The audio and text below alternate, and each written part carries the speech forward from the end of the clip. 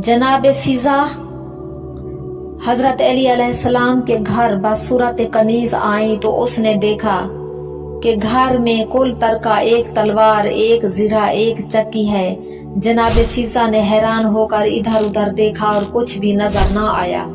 जनाब फिजा को उस घर के गुर्बत पर बड़ा तरस आया।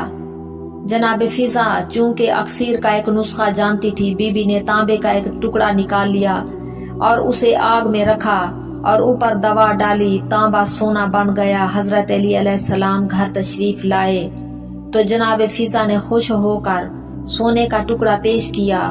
आपने पूछा, फिजा ये क्या है? जनाब फिजा ने अर्ज किया, किबला आप भी तो जानते हैं। आपने फरमाया, क्या तांबे पर फलां दवा डाली है? जनाब फिजा ने अर्ज किया, हाँ किबला। आपने फरमाया, अगर तांबे को गर्म करने की बजाय पिघला कर दवा डालती तो रंग भी ज्यादा देता और कीमत भी ज्यादा होती।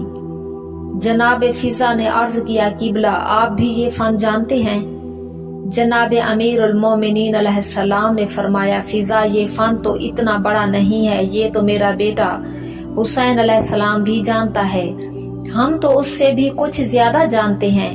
आपने पांव जमीन पर मारा। जनाब फिजा से फरमाया, फिजा जरा नीचे देख।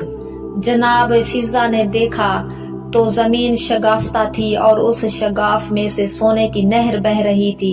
जनाब फिजा ने हैरत से हजरत अली अलैहिस्सलाम की तरफ देखा। आपने मुस्कुरा के फरमाया, ये टुकड़ा भी इसी नहर में डाल दे, यहाँ तन्हा है, अपनी जिन्स में ये ज्यादा खुश रहेगा।